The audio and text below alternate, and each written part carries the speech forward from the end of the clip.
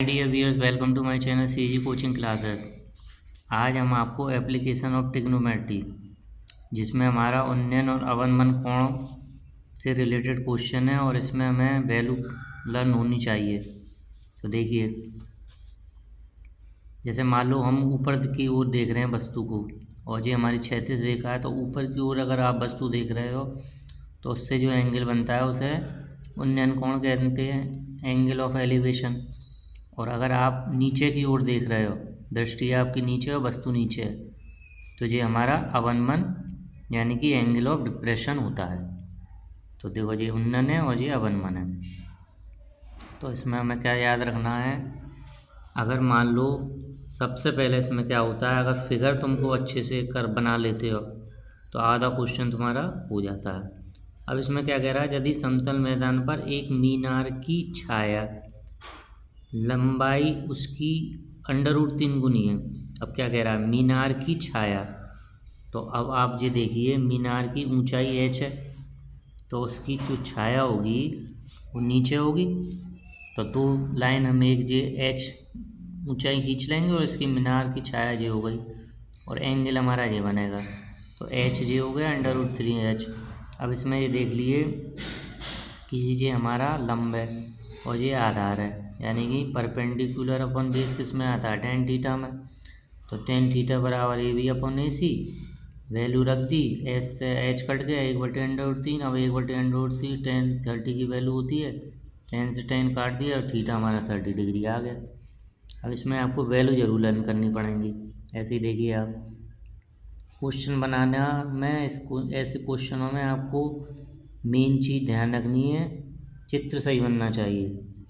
एक मीनार की चोटी का उन्नयन कोण उस मीनार के आधा से क्षैतिज तल पर 40 मीटर की दूर पर स्थित बिंदु पर देखने में 45 डिग्री। मीनार की ऊंचाई, अब इसमें क्लियर खुद ही कह रहा है मीनार की ऊंचाई। तो अब देखिए, मीनार की ऊंचाई नहीं दे रखी हमें और इस बिंदु से इस बिंदु तक हम गए तो 40 मीटर था और एंगल वो बता ही रहा है 45 डिग्री। तो अब आपको पता क्या करना है, इसमें आपको एच पता करना है। तो tan थीटा वाला ही लगाएंगे हम, लंब बटे आधार, वैल्यू रखकर मीनार की ऊंचाई आ जाएगी। tan 45 की वैल्यू 1 होती है, ये आपको लर्न होनी चाहिए। इसके बाद आपको हम बताते हैं, 1.5 मीटर लंबा एक प्रेक्षक एक चिमनी से 28.5 मीटर की दूरी पर है। उसकी आंखों में चिमनी के शिखर का उन्नयन कोण है। तो अब वो पूछ रहा है चिमनी की ऊंचाई बताइए। अब देखो, चिमनी की ऊंचाई ये होती है। अब ये 1.5 मीटर का कोई प्रेक्षक यानी कोई व्यक्ति खड़ा हुआ है और वो 28.5 मीटर की दूरी पर है। तो अब चिमनी की ऊंचाई हमको 30 मीटर पूरी दे रखी है। तो अब आप बताइए, अगर 30 में से मैं इसको हटा दूँ 1.5 को, तो मेरा ए ही पता लग जाएगी। तो इस तरीके से आप ए ही पता कर कर AD tan AE/D लगा देना। डी हमारा 28.5 है। tan 45 की वैल्यू फाइंड करके बस आपको क्वेश्चनों में कुछ नहीं करना है, इस टाइप के क्वेश्चनों में बस चित्र मेन है इसमें। अब देखिए, ए तथा पी से देखने पर अवनमन कोणों की माप होगी। तो इसमें हमारा ऊपर से देखते हैं, देखो ए और पी, यहाँ से अवनमन कोण बढ़ते हैं, तो जो ऊपर अवनमन कोण होते हैं वो नीचे आकर उन्नयन कोण बन जाते हैं। तो ए पर अवनमन कोण AOB और पी पर क्लियर दे रखे हैं इसमें। तो देखो, AOB ये हमारा कितना दिया है 45 डिग्री और पी पर अवनमन कोण कितना है हमारा, देखिए पी पर अवनमन कोण ये हमारा दिया है 60।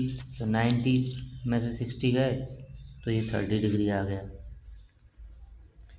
यदि मीनार की ऊंचाई और छाया की लंबाई समान हो, तो आपने पीछे भी करा था कि मीनार की ऊंचाई लंबाई दोनों समान है, तो tan थीटा लंब बटे आधार x/x करके tan 45, तो हमारा एंगल 45 डिग्री हो जाएगा।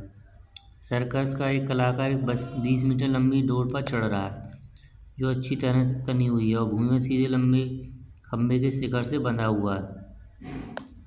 अब ये आप बताइए, खंभा जो होता है वो सीधा होता है और ये तनी उसकी ये दे रखी है। तो इसमें कंफ्यूज मत करना कि कौन सी लंबाई और कौन सा खंभा है। तो ये खंभा हमारा सीधा होता है और ये हमारी लंबाई है तने की। तो हमको पता करना है इसमें खंभे की ऊंचाई।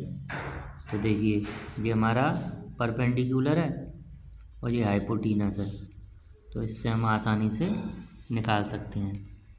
तो इसी तरीके से आप क्वेश्चनों की इनकी प्रैक्टिस करना। इसके और क्वेश्चन हम आपको आगे के वीडियो में बता देंगे, क्योंकि हमारा वीडियो 5 मिनट से ज़्यादा हो रहा है। Thank you very much.